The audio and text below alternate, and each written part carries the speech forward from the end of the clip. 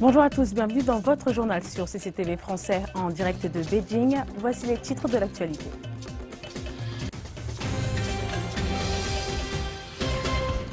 Les présidents Xi et Mugabe se sont entendus pour traduire les relations amicales entre les deux pays en un partenariat pour une coopération bilatérale pratique. Les négociateurs venus du monde entier pour la COP21 ont commencé à travailler sur une solution pour limiter le réchauffement climatique à 2 degrés. Les États-Unis enverront des forces spéciales pour lutter contre le groupe État islamique en Syrie et en Irak. La Chine signe un mémorandum d'entente sur la coopération en matière de copyright avec l'Organisation mondiale de la propriété intellectuelle. Et les meilleures troupes de ballet du monde sont de passage à Beijing pour la saison internationale de ballet de Chine qui se déroule au théâtre Tianqiao.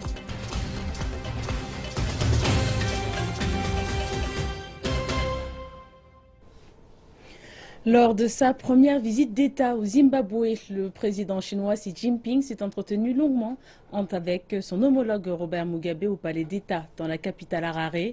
Les deux pays ont trouvé un accord pour donner à leur amitié de longue date une impulsion plus forte pour intensifier la coopération bilatérale pratique et ce afin de réaliser un développement et une prospérité en commun.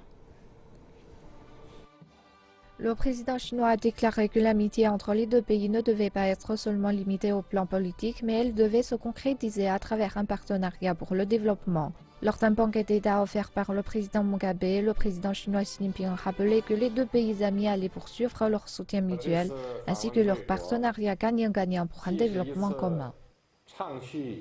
Ma visite porte sur notre amitié et notre coopération. Plus tôt aujourd'hui, le président Mugabe et moi-même avons eu une entrevue productive. Et nous sommes parvenus à de nombreux nouveaux accords importants dans la promotion des relations bilatérales. Nous nous sommes entendus sur le fait que les deux pays devaient mettre à profit leur confiance politique réciproque et leur complémentarité économique pour traduire notre amitié en une coopération bilatérale pour un développement commun. Le président Xi a également déclaré que les deux pays devaient prioriser leur coopération pour mener à bien des projets dans le domaine de l'agriculture moderne, dans les chaînes de production industrielle minière, dans le domaine de la construction et de la gestion de l'énergie, dans les infrastructures de communication et de transport, et enfin dans l'innovation relative aux circuits financiers.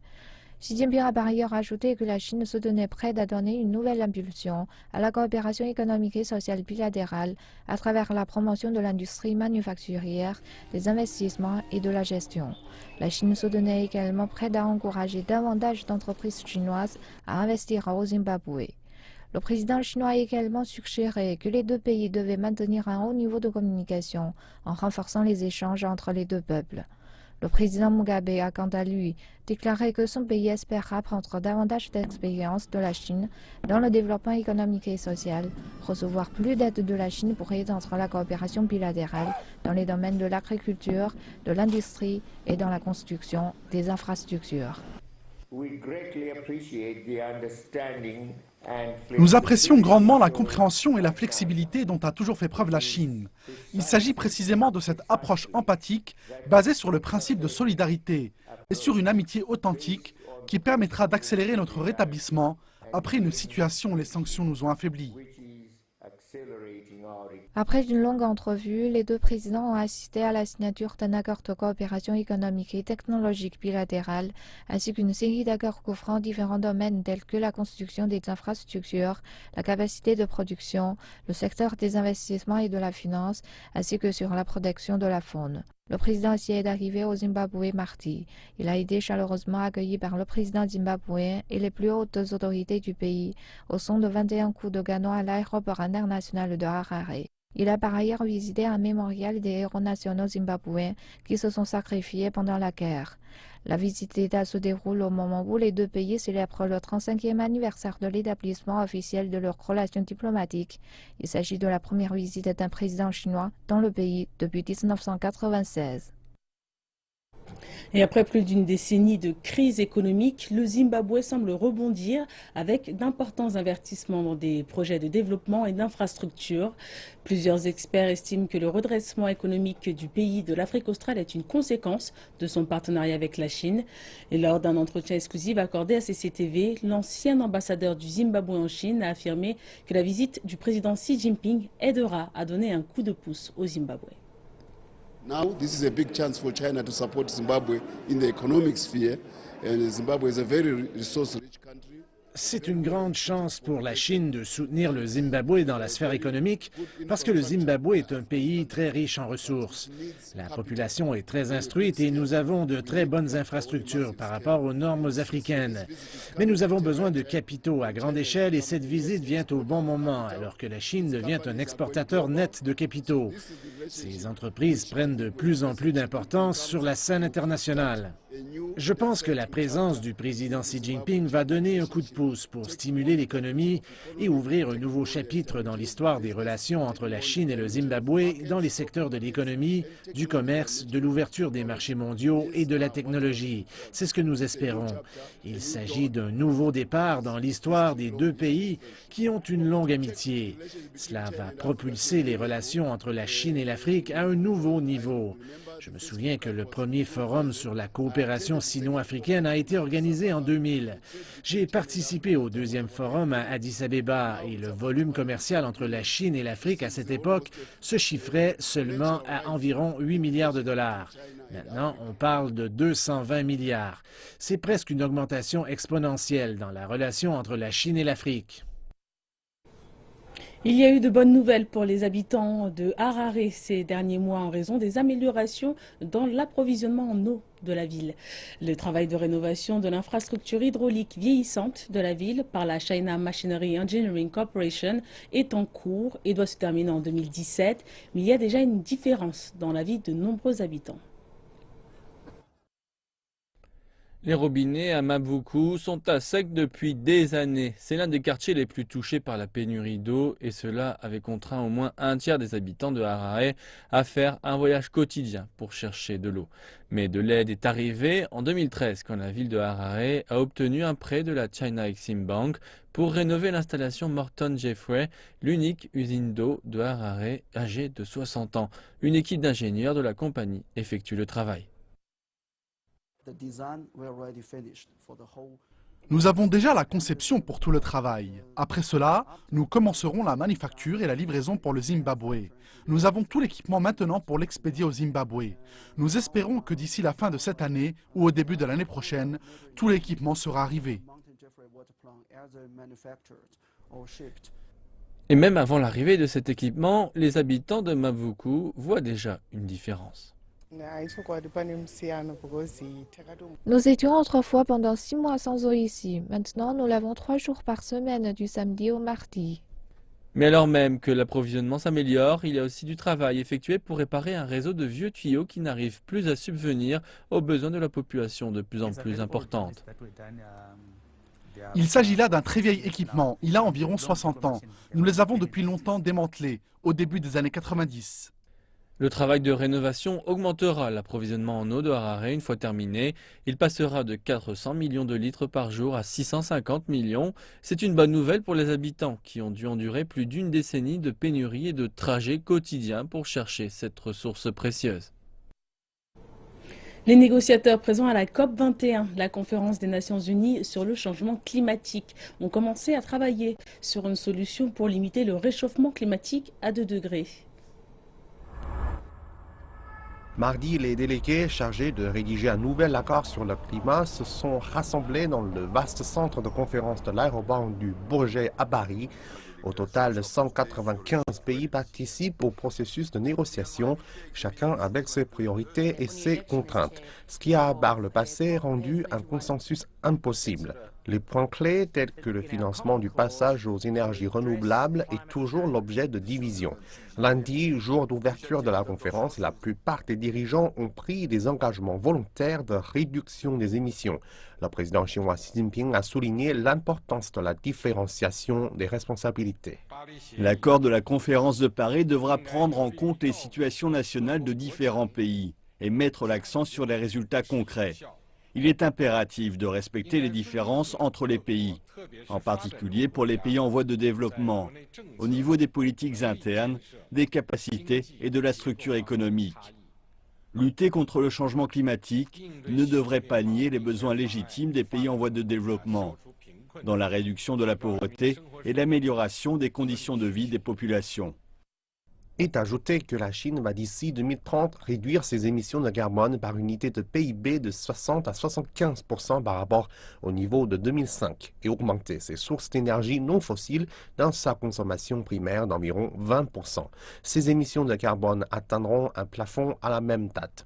Le Premier ministre indien Narendra Modi a déclaré que les pays avancés devront laisser suffisamment d'espace de croissance aux pays en voie de développement, dans l'esprit de ce qu'il a qualifié de justice climatique. Le président François Hollande a annoncé que la France allait donner aux pays africains 2 milliards d'euros au cours des 4 prochaines années pour développer leurs énergies renouvelables et remplacer les énergies fossiles polluantes. Et le président américain Barack Obama s'est engagé à réduire ses émissions de carbone de 27% par rapport au niveau de 2005. Obama a été accompagné d'entrepreneurs et de philanthropes, parmi lesquels Bill Gates, pour lancer l'initiative Mission Innovation. Il espère galvaniser les entreprises privées pour améliorer les avancées technologiques dans la production d'énergie propre. Le bond en avant va nécessiter plus que des engagements d'aide au développement de la part des gouvernements. Il va nécessiter de la part du secteur privé des efforts et un engagement envers l'innovation et le capital pour continuer à réduire les coûts des énergies propres à travers le monde. C'est pourquoi nous annonçons ici, aujourd'hui, Mission Innovation. Les États-Unis, la France, l'Inde et 17 d'autres pays ont également promis de doubler les 10 milliards de dollars collectivement dépensés en recherche dans les énergies propres au cours des 5 prochaines années, mettant ainsi l'accent sur le rôle de la technologie dans la lutte contre le changement climatique. Les ministres des Affaires étrangères des pays de l'OTAN se réunissent à Bruxelles pour discuter du soutien à la Turquie. Ils vont également débattre de l'adhésion du Monténégro.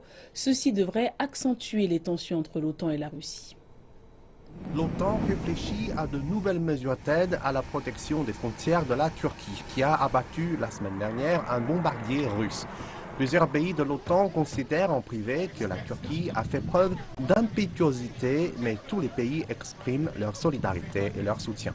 Franchement, la Turquie a réconforté la crédibilité de l'espace aérien de l'OTAN. L'OTAN envisage le déploiement de nouveaux systèmes de défense aérienne en Turquie, en plus des batteries et des missiles Patriot déjà en place, ainsi qu'un renforcement de la présence navale en mer Méditerranée. La question des menaces au Moyen-Orient et en Afrique du Nord figure également au programme de discussion. L'environnement sécuritaire dans lequel nous nous rencontrons aujourd'hui est sombre.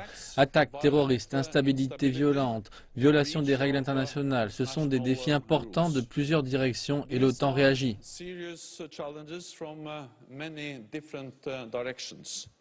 L'organisation est également inquiète des systèmes de missiles que la Russie a déployés en Syrie, des missiles capables d'abattre les avions de l'OTAN.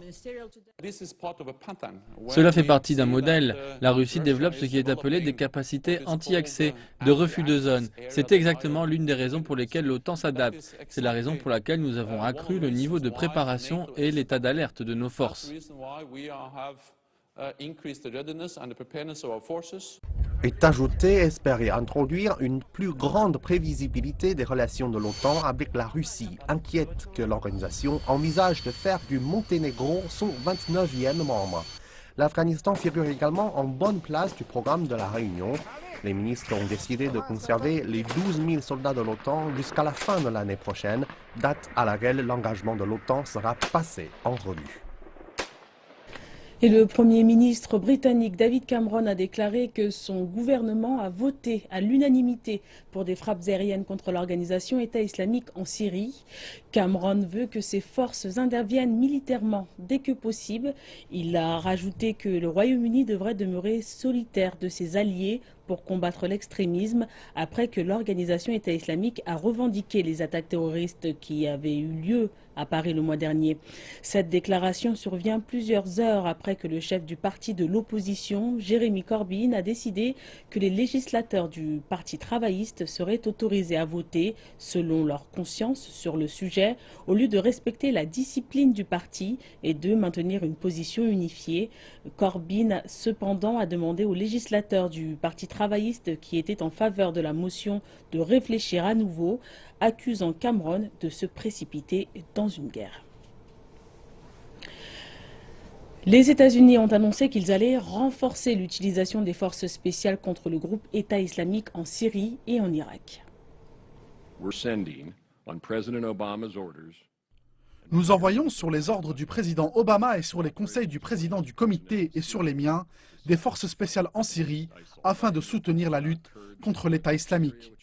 Ashton Carter a indiqué mardi à Washington au comité des forces armées de la Chambre des représentants que ces forces spéciales devaient être capables de conduire des raids, de libérer des otages, de collecter des renseignements et de capturer des dirigeants de Daesh.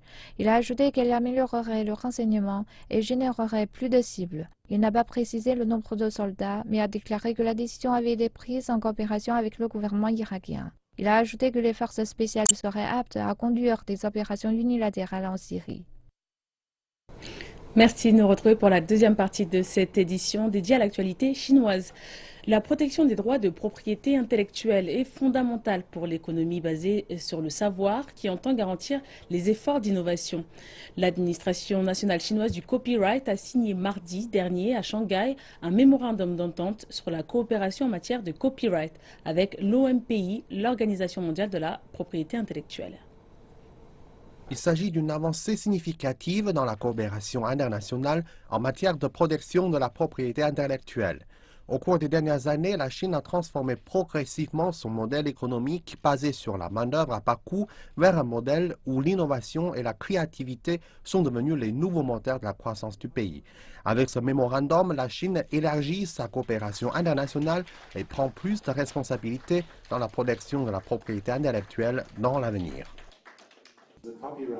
Les lois sur le copyright ont construit un équilibre particulier. Un équilibre avec d'une part les producteurs, les créateurs d'œuvres, d'autre part le public général qui bénéficie socialement des différents travaux créatifs.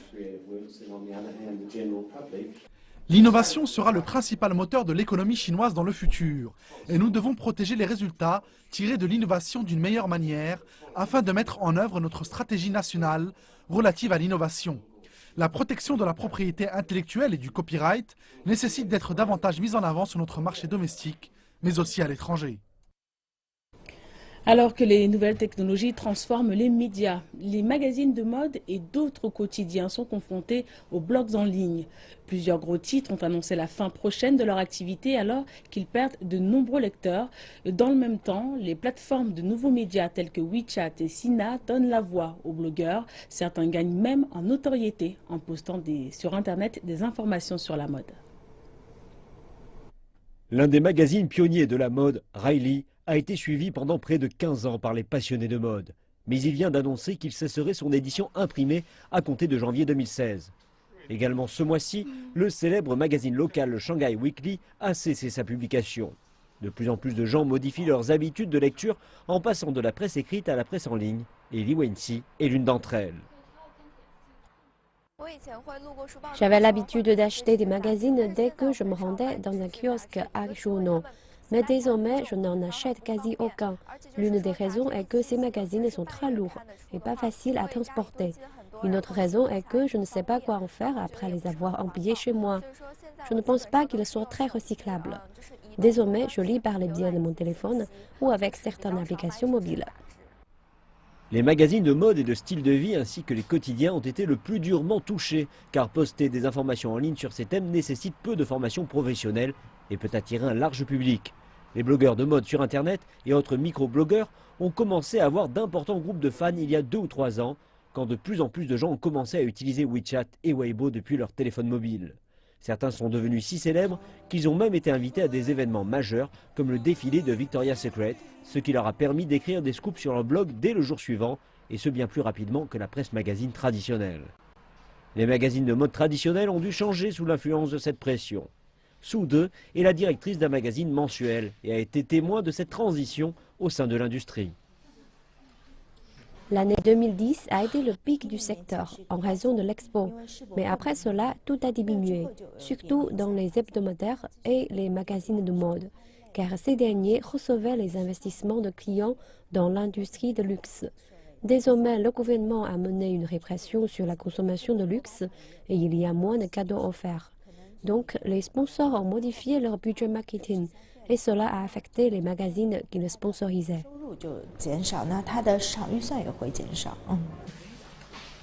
Madame Su a déclaré que dans le même temps, les coûts du travail pour les magazines étaient en hausse et représentaient la plupart des dépenses en hausse du Mediapresse.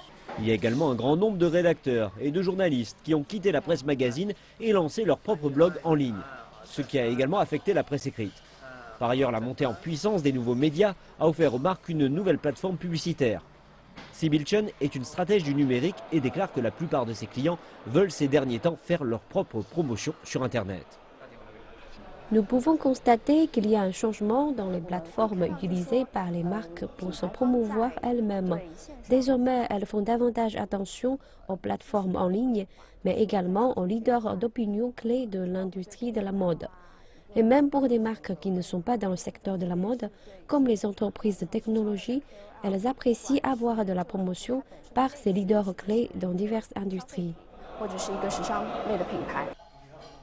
Chen a déclaré que par le biais de la promotion sur les plateformes de nouveaux médias, les marques peuvent recevoir davantage de commentaires instantanés et de retours de leur clientèle ciblée. Cependant, Madame Su du magazine Horace a fait savoir qu'un séisme se produirait prochainement car la plupart de ces plateformes ont reçu des investissements en capital au cours des 2 dernières années et seront prochainement confrontées au défi de montrer leurs profits. Le ballet du Bolchoï et la troupe de théâtre du Mariinsky sont de passage à Beijing. Leur présence fait partie du remarquable programme offert par la saison internationale de ballet de Chine qui sera présentée au théâtre Qianqiao. Les meilleures troupes de Chine et de l'étranger apportent leur magie gracieuse sur la scène de Beijing. Le ballet russe est bien représenté. Le ballet du Bolchoï, la troupe du théâtre Mariinsky et les grands ballets classiques de Moscou. 90 danseurs, dont 10 sont des danseurs étoiles. Parmi les œuvres classiques que les troupes vont présenter à Beijing, Spartacus et Madame Bovary. C'est fantastique. Ils bougent tellement gracieusement. Leurs robes et même leurs coiffes sont très belles. Leur mouvement est excellent. Des compagnies de danse d'autres pays participent aussi à l'événement, dont certaines proviennent des États-Unis et de France. Cet événement peut permettre de présenter l'art chinois, mais permet aussi à d'autres pays de faire connaître la danse classique en Chine. Il peut donner au public de Beijing une occasion d'apprécier des performances artistiques de différents styles. Les troupes chinoises vont notamment présenter Le Fleuve jaune et Les 4 saisons. Cette saison de ballet durera jusqu'à la fin de l'année.